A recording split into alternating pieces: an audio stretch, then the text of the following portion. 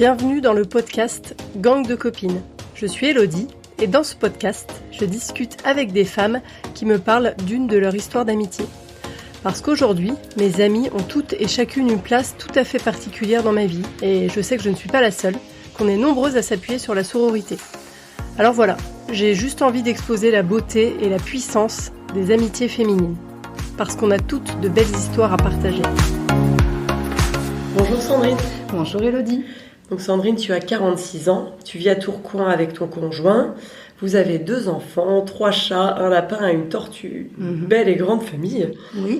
Donc tu es sophrologue et thérapeute en libération émotionnelle et tu vas nous parler de ton gang de copines professionnelles.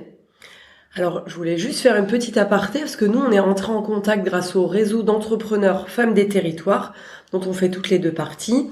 C'est un réseau d'entraide entre femmes entrepreneurs. Il y a des antennes un peu partout en France avec des événements, des webinaires qui sont proposés régulièrement, une plateforme pour échanger entre nous. Et en fait, j'ai juste partagé un appel à témoignage, un appel à de bonne volonté pour participer à ce podcast. Et merci d'y avoir répondu positivement. Je trouve que c'est déjà là une belle manifestation de la sororité qu'on ressent fort dans ce collectif Femmes des Territoires. Et c'est avec ce mot sororité qu'on va démarrer ce podcast avant d'entrer dans les détails de ton activité et de l'amitié particulière dont tu vas nous parler. Alors, comment Sandrine, tu définirais toi la sororité ? J'avoue que j'ai beaucoup réfléchi et pour moi je pense que c'est un cercle de femmes, des femmes unies dans un lien de cœur, dans un lien d'amitié, d'amour. C'est juste une rencontre magique entre femmes. Magique ? Oui. Il est fort ce mot, magique. Oui, parfaitement. Mais c'est exactement ce que je ressens en fait. Ça a été une rencontre magique et finalement empreinte d'évidence. Elle était, c'est comme s'il était évident qu'on devait se rencontrer, qu'on devait faire toute cette formation, on s'est rencontrés lors d'une formation en fait. Ouais. Justement en libération émotionnelle. Un peu plus tard. Voilà, on parlera un peu plus tard. Et donc, ça s'est créé de façon naturelle, tout simplement. D'accord. Dans un lien, j'ai envie de le voir comme quelque chose de magique. C'est beau et fort. En dehors de ce gang de copines professionnelles, quelle place elle a l'amitié féminine dans ta vie, de manière générale ? De manière générale, elle a une grande importance. Je me rends compte parce que tu m'as permis d'y réfléchir, que j'ai souvent été entourée de femmes, d'amis femmes. J'ai quelques amis hommes, mais finalement très très peu. Je peux les compter sur les doigts d'une main. Mais les femmes ont toujours fait partie de ma vie et il y a toujours eu cet esprit de communion et de relations privilégiées avec mes amis. Là encore, il y a peu de temps, avec 2 amis que je connais depuis bien plus longtemps que mon gang de copines. On s'autorise des soirées filles une fois par mois, et puis ça nous permet d'aller relâcher les pressions, de pouvoir rire et passer un moment exclusif entre nous. Et moi, j'adore ça. Ouais. Donc les femmes ont toujours le lien d'amitié a toujours eu un rôle important dans ma vie. Même si c'est pas des amis que t'as gardé toute ta vie. Non. Quand on en a discuté, je trouvais ça intéressant de dire ça aussi, que ça veut pas forcément dire une amie toute notre vie, mais il y a des amitiés qui vont et qui viennent. Des amitiés qui vont, qui viennent, il y a et toutes ont leur importance, c'est des amitiés de quelques semaines, de quelques années.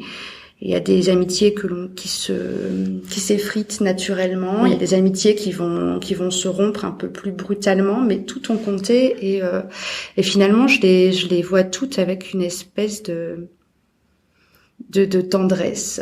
On en parlait tout à l'heure. Tu es sophrologue et thérapeute en libération émotionnelle. Comment tu es arrivée à cette activité ? Je crois qu'il y a un chemin un peu atypique.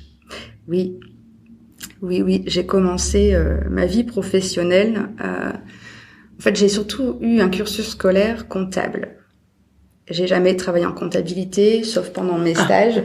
J'ai horreur de ça. Je crois que cet esprit trop cartésien, trop enfermé dans un bureau, c'est pas pour moi. D'accord. Par contre, j'ai beaucoup travaillé avec les enfants. Ça a été une grande passion pendant longtemps. D'abord, en tant qu'éducatrice, les fameux emplois jeunes, il y a des années, dans les années 2000.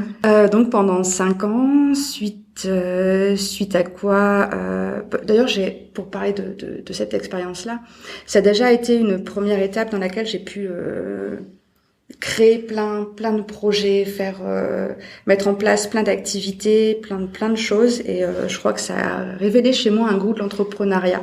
D'accord. Qui s'est installé progressivement. En fait, j'avais créé une première entreprise où c'était un dépôt-vente de puriculture que j'ai pas ouvert à la bonne période, au moment où Internet commençait à exploser, et donc et les ventes aussi de vêtements et d'objets sur le Bon Coin, enfin voilà, tout ce Vinted et compagnie. Voilà, ça n'existait pas encore, mais on voyait bien qu'il allait avoir un essor. Et j'ai pas su prendre ce virage au bon moment. C'est pas grave, hein. J'ai fait autre chose. Oui. Et cette autre chose m'a menée à devenir assistante maternelle pour pouvoir me rapprocher de mes enfants, pour pouvoir recréer un lien familial. Parce que bien sûr, tout le monde pense que les assistantes maternelles, moi en tout cas, c'est un peu la vision que j'avais, ça allait me permettre de pouvoir m'occuper un peu plus de mes enfants. Ta famille, d'accord. Or, ce que j'ai pas vu, c'est que, en plus moi je suis toujours très investie professionnellement, c'est que finalement, quand on s'occupe beaucoup des enfants des autres, que ce soit à son domicile ou ailleurs, de toute façon, quand on investit professionnellement, finalement, le lien avec ma famille, avec mes enfants était, pas dire de bêtises, c'est pas qu'il s'est effiloché, mais en tout cas, j'avais pas autant de temps que je le pensais. Oui, l'équilibre pro-perso, il était moins là parce que t'étais fort investi dans ta vie pro, c'est ça? C'est ça. Ok. Et ça a toujours été comme ça. Ouais. Et ce qui fait que je suis arrivée fatalement 12 ans après, un magnifique burn-out, où à force de s'investir, c'est arrivé pendant le Covid d'ailleurs, je pense que ça va pas surprendre grand monde. Ouais. Ça a été une période finalement où quand on a été obligé de faire un retour sur soi, et je pense que ça a été un effondrement émotionnel, physique. Enfin voilà, c'est impossible de reprendre les choses, d'intellectualiser ma profession comme je le faisais avant et d'avoir cette force physique pour recommencer et continuer. Donc j'ai décidé de chercher une autre voie. J'ai fait de la sophrologie pour m'aider dans cette période. Et je suis tombée amoureuse de cette pratique, et donc je m'y suis formée, tout simplement. Donc la formation pendant le Covid, c'est ça? Tu t'es formée pendant le Covid. Voilà. Okay. Et en travaillant aussi, puisque le Covid n'a pas duré 2 ans, donc oui. Si, mais je veux dire le confinement ayant pas. D'ailleurs, j'ai commencé à me former après le confinement. C'est-à-dire que je travaillais la journée et je me formais le soir et le week-end. Et après, tu t'es tout de suite installée? Non. J'ai attendu un petit peu, en fait, conscience professionnelle oblige. Et puis j'adore tout le temps d'ailleurs les enfants que je gardais à l'époque. D'accord. Et je me voyais pas laisser, je les voyais pas partir chez d'autres assistantes maternelles. Et puis il y avait un lien de confiance qui s'était créé avec les parents. Donc j'avais décidé de continuer à garder les enfants jusqu'à leur rentrée à l'école. Et ils sont rentrés tous les 3 en même temps. Enfin, tous les 4, parce qu'il y en avait 4, mais une en périscolaire, donc ça posait moins de problèmes. Ils sont rentrés tous les 3 en même temps en septembre 2022. D'accord. Oui, on est en 2023. Oui. Donc il y a 1 an, j'ai créé mon entreprise. D'accord. Après m'être formée aussi en libération émotionnelle et voilà, pour compléter ma belle boîte à outils thérapeutiques. Et aujourd'hui, tu peux nous expliquer ton quotidien professionnel, ton activité de sophrologue et de thérapeute en libération émotionnelle? Alors, la sophrologie, c'est une méthode thérapeutique que j'adore, qui est extrêmement efficace. C'est une méthode psychocorporelle qui allie la respiration en conscience et la visualisation positive. Elle permet aux personnes que j'accompagne de retrouver un mieux-être, un équilibre émotionnel, de pouvoir s'accomplir dans des tâches quand elles ont des problèmes d'addiction, quand ça me permet de guider les personnes à trouver les ressources qu'elles ont en elles pour pouvoir se dépasser, se surpasser, pour pouvoir vraiment acquérir un mieux-être et comme c'est une méthode thérapeutique brève, finalement on y arrive en 3 mois, 2-3 mois, enfin une dizaine de séances, c'est assez rapide et c'est assez bluffant. D'accord. Moi j'adore, et cependant j'avais trouvé à un moment donné que j'avais besoin c'est toujours mon petit côté un peu perfectionniste, je me rendais compte que j'allais pas au bout des choses, j'allais pas au fond des choses et j'ai eu besoin d'approfondir ma pratique et donc j'ai décidé de me former en libération émotionnelle pour pouvoir aller travailler surtout sur l'enfant intérieur. Parce que ce dont je me suis rendu compte en tant qu'assistante maternelle, c'est que beaucoup de choses qui se passaient dans la vie des adultes avaient une répercussion sur les enfants et que finalement ils construisaient aussi leur personnalité en fonction de cela. Et puis j'ai continué à observer et à parler autour de moi.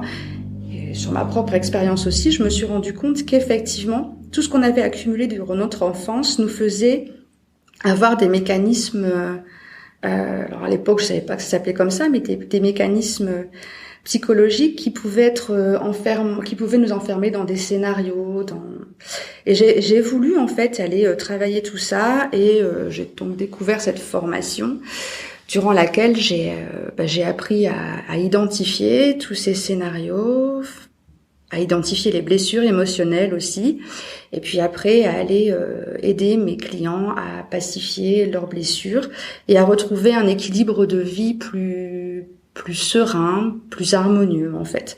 On ne guérit pas, mais en tout cas, ça nous permet de vivre plus en conscience et de façon plus authentique. Et c'est dans ce quotidien professionnel que tu as rencontré ce gang de copines. Est-ce que tu peux m'expliquer ? Oui. Alors, c'est au sein de cette formation que j'ai rencontré mes copines. En fait, c'est une formation qui s'est passée à distance. Et donc, comme toute formation à distance, on se retrouve un peu seul devant son PC. C'était un peu compliqué parfois. Et puis, j'ai commencé à échanger avec l'une d'entre elles, Gaëlle, qui habite d'ailleurs dans la région lilloise également. Et puis ça nous a permis d'échanger déjà sur la formation, de pouvoir nous soutenir, de pouvoir nous exercer aussi. Et puis tout doucement à se rendre compte aussi que on rencontrait les mêmes difficultés et c'était quand même quelque chose qui nous portait finalement l'une et l'autre. Et puis de fil en aiguille, on s'est rendu compte en communiquant chacune de notre côté avec d'autres personnes, d'autres stagiaires, qu'il y avait des affinités qui étaient un peu plus présentes chez les unes que chez les autres, et donc naturellement, mais c'est fait vraiment naturellement. Je sais même pas je ne me souviens plus de la façon dont ça s'est passé tellement ça me semble naturel. On s'est retrouvés ensemble sur un groupe WhatsApp, à pouvoir échanger déjà sur la formation, à se soutenir les unes les autres, à pouvoir échanger des questionnements qu'on pouvait avoir, parfois des remises en question qu'on pouvait avoir aussi. Et ça nous a permis de pouvoir déposer les choses en se sentant dans un climat de confiance, en se sentant soutenu, avec une écoute bienveillante. Et puis au fur et à mesure du temps, on a commencé à échanger sur des choses plus personnelles. Et on s'est tout apporté, on s'apporte tout en fait, mais on n'échange pas que sur des choses lourdes. On va aussi échanger sur nos petits animaux, sur nos maris, sur nos enfants, sur une balade que l'on va faire. On va la partager avec le groupe, sur des choses même parfois insolites. Et c'est quelque chose. C'est vraiment une relation. J'aurais du mal à m'en passer maintenant. Dans ce groupe WhatsApp, maintenant, vous êtes 6. Mm-hmm. Il y a toi, Gaëlle, Stéphanie, Coraline, Delphine et Emmanuel, que vous appelez Emma. Me semble-t-il, mm-hmm. C'est ça, ouais. Comment vous faites pour être amis à 6 personnes ? Ça me semble tellement naturel. En fait, le lien est fluide. Déjà, on communique beaucoup par vocaux. D'accord. Ce qui fait que ça passe beaucoup par la voix aussi et les émotions sont transmises comme ça. Et finalement, comme on n'est pas toutes connectées au même moment, parce que on a quand même d'autres choses à faire que d'être tout le temps sur notre téléphone, mais finalement il y a toujours quelqu'un qui va être qui va pouvoir lire le message de façon quasi instantanée. D'ailleurs, je ne me souviens pas de fois où le message est resté pendant 1 heure sans être écouté ou visualisé s'il s'agit d'un message écrit.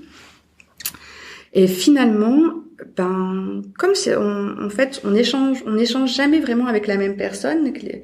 Ça permet d'aller créer même si finalement on échange toujours de façon assez fluide. Entre nous, 6, c'est pas non plus 20. Enfin, ça reste un petit groupe quand même. Ouais. Mais ça nous permet d'aller développer des liens particuliers avec chacune d'entre elles, en fait. En dehors de cette conversation à 6, vous avez aussi des conversations entre vous à côté. D'accord. Ok. Et donc, en plus de WhatsApp, vous voyez maintenant aussi en visio. Oui. C'est ça, depuis la rentrée. Depuis la rentrée, on a décidé de se challenger tout ensemble. En fait, nous sommes toutes des thérapeutes. Alors, certaines sont en cours de création, d'autres ont créé depuis plus ou moins longtemps. Moi, je suis un bébé créateur, ça fait 1 an. Certaines ont créé déjà depuis quasiment 3 ans, voire beaucoup plus. Et donc...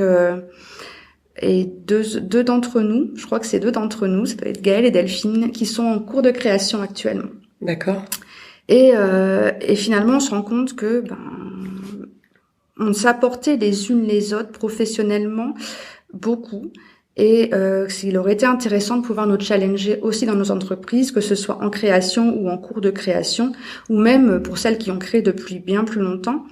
De pas s'endormir sur leur laurier et pouvoir continuer à se challenger. Donc tous les 15 jours, on se retrouve pour pouvoir, après avoir longuement blablaté et échangé sur nos différentes émotions actuelles, donc ça peut prendre beaucoup de temps.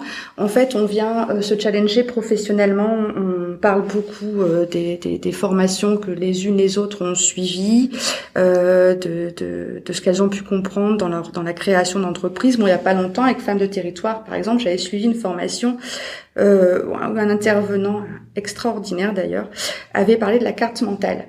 Oui. Et j'avais trouvé ça tellement fort qu'à peine sortie, j'avais échangé avec les filles en leur disant, écoutez, je viens de passer un moment de formation extraordinaire et elles m'ont demandé si je pouvais leur retransmettre ce que j'avais compris pour pouvoir faciliter aussi leur travail. Donc voilà, ce sont ce genre d'échanges que l'on peut avoir. Bon, après, moi, je suis pas ce formateur, donc je leur ai transmis ce que j'ai pu leur transmettre, mais voilà, ça permet comme ça de continuer les unes les autres à se nourrir des connaissances et des expériences et de pouvoir se challenger aussi dans notre création et dans notre entrepreneuriat parce que la période est pas évidente.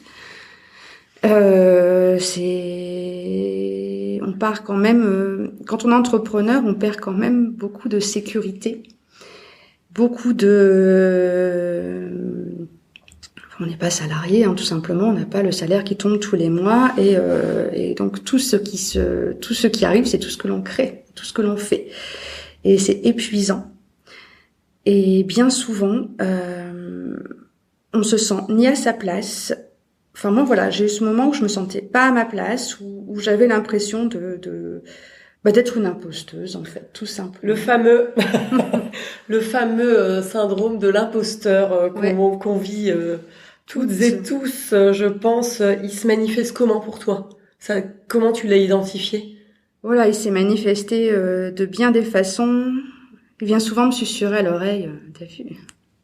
Je t'avais dit que tu réussirais pas. Ouais. Tu vois, tu fais n'importe quoi. Mais comme si c'était fait pour toi, mais vraiment. Voilà, c'est et une fatigue émotionnelle intense. Pourtant, je suis sophrologue, je devrais savoir, je devrais le voir venir, mais comme quoi, il n'y a pas plus mal chaussé que le cordonnier. Oui. Ou plutôt, je dirais pas ça. Je dirais que justement, c'est peut-être encore plus douloureux parce qu'on le sait, parce qu'on le voit venir et que on a les outils et que quelque part, c'est difficile de le faire sur soi-même et d'avoir. Je sais pas comment l'expliquer. Mais tu vois, ça aussi, ça vient nourrir mon syndrome de l'imposteur. Ne pas savoir l'expliquer, du coup, voilà, ça te nourrit. Mais j'imagine que ton gang de copines professionnelles t'aident aussi. Elles viennent désamorcer tout ça. Ok. En mettant une belle baffe à l'imposteur, en envoyant plein d'amour, plein de... Par exemple, quand je mets en place des choses sur ma page pro, quand je elles sont toutes les premières à venir me dire mais c'est extraordinaire, tu te rends pas compte de ce que tu fais, t'as un tel courage, et c'est vrai que ça nourrit quand même ce petit côté égotique qu'on a toutes et dont on a vraiment besoin, et ça rebooste en fait. Voilà, elles ont ce côté reboostant. Ouais, un petit message qui sort du cœur et qui toi te fait le plus grand bien et qui te permet de mettre une j'ai pas envie d'être violente, mais quand même de mettre une claque à ce syndrome de l'imposteur, et de lui dire de rentrer dans son terrier là, de te laisser tranquille. Ouais. C'est ça. Et c'est vrai que ça rebooste bien. Ouais. Et il y a, là je parle de moi, mais en fait on est toutes à faire ça, hein, et je m'en rends bien compte. Et finalement ça aide aussi de voir qu'on n'est pas la seule à être dans ce syndrome. Parce qu'on se sent complètement isolé, en fait. D'ailleurs, c'est ce qui nous a réunis, et c'est ce qui contribue à nous construire, de toute façon. À construire cette amitié. Et c'est pour ça qu'on dit, dans notre groupe, on parle même pas d'amitié, hein, on parle d'amour. C'est vraiment un lien d'amour qu'il y a entre nous, comme des sœurs. C'est beau, hein. Comment tu l'expliques? Comment tu le vis? Je le vis bien. Comment parce que on parle d'amitié féminine, là tu me parles d'amour. C'est quoi la différence entre les deux? Qu'est-ce qui... Enfin, je sais pas, j'ai envie de creuser ce sujet-là. L'amimour, oui. Alors, en fait, je sais même pas s'il y a une différence entre les deux. Comme diraient les Canadiens, on tombe en amour. Voilà, mais on tombe pas en amour uniquement d'un homme ou d'une femme, ou d'un être. Si, on tombe en amour d'un être, mais c'est pas un amour romantique, c'est juste vraiment un lien d'amour, comme on a un amour de ses enfants, de ses animaux, de ses parents, de sa fratrie. Quand ça se passe bien, c'est pas toujours le cas, mais normalement on a quand même ce lien qui nous unit, et c'est un lien universel, l'amour. C'est vrai qu'on a tendance quand même à le résumer à un lien entre deux êtres, un lien privilégié un lien romantique privilégié, mais c'est pas que ça. C'est sans paraître non plus complètement spirituel, mais c'est vraiment un lien universel qui vient que l'on partage tous ensemble, en fait, et on n'est pas à l'abri à la croisée d'un chemin de tomber sur une personne avec qui on va créer ce lien, parce que je sais pas pourquoi. Ça se fait naturellement. De crush amical, comme on pourrait avoir un crush amoureux. Là, c'est deux personnes qui se rencontrent, et ça fait des étincelles, en fait. Deux ou plus, d'ailleurs. C'est ça, oui. Et c'est comme une évidence. C'est un coup de foudre amical. J'ai pas envie de résumer l'amour à ce lien entre un homme, une femme, deux hommes, deux femmes, peu importe. Oui. Mais entre deux êtres... D'ailleurs, j'arrive même pas parce que cet amour romantique, c'est vraiment un lien beaucoup plus large et beaucoup plus vaste. Tu les considères vraiment donc comme des amis et pas juste des collègues de boulot. En fait, je voulais rebondir là-dessus. Effectivement, quand on quitte le salariat pour devenir entrepreneur et solopreneur, on quitte aussi toutes ses amies, tous ses collègues de boulot qui sont devenus au fil des années des amis, et de se retrouver toute seule chez soi en attendant que les clients arrivent, c'est pas forcément très évident à vivre. Et donc, en fait, quand on devient entrepreneur, on essaye de recréer un cercle, je sais pas, amical ou de business friends. On peut en parler comme ça, mais là, on n'est pas du tout là-dedans, en fait. On est d'accord. Il y a quelque chose encore en plus. C'est ça. Et c'est même étrange parce que finalement, j'étais assistante maternelle, donc indépendante, donc à domicile. Oui. Et pour pouvoir justement sortir de cette solitude, j'avais créé à l'époque avec une amie et d'autres collègues, j'avais créé une association pour pouvoir créer du projet, de l'activité pour et autour des enfants. Et je me rends compte que c'est quelque chose qui finalement a toujours été permanent dans ma vie. Alors pas au niveau auquel c'est à l'heure actuelle, mais il n'empêche que j'ai toujours eu besoin d'aller créer ce lien. L'asso m'avait énormément apporté, elle m'avait permis justement de sortir de cette solitude mais là c'était plutôt un lien de collègue à collègue. D'accord, ok. On créait du projet, on faisait des choses ensemble, mais il n'y a pas vraiment eu peut-être un petit peu plus d'affinité avec certaines qu'avec d'autres, mais il n'y a vraiment pas eu ce lien, cette espèce de communion que j'ai maintenant avec ce gang de copines. D'accord. Avec mes amis, avec Gaëlle, avec Stéphanie, avec Coraline, avec Emma, c'est merveilleux. Moi, j'adore. Je les aime. Alors, au-delà de ce joli message d'amour, est-ce que tu souhaites leur faire passer un dernier message pour clôturer cet épisode de podcast? J'ai envie de vous dire à toutes les 5, mais je pense que vous savez pas ce que vous m'apportez. Vous ne vous rendez pas compte. Vous m'avez sauvée à un moment où j'étais en train de sombrer. Et pour ça, je vous remercie. Vous êtes des amours et je suis émue. Voilà, j'aime cette authenticité qu'il y a entre nous et je vous aime tout simplement. Des très très beaux mots, j'adore l'intensité de ce dernier petit message. Merci beaucoup Sandrine. Mais je t'en prie, j'en tremble tellement ça m'a réchauffé le cœur. C'est super beau. Merci, en tout cas, merci à toi de partager autant. Merci beaucoup.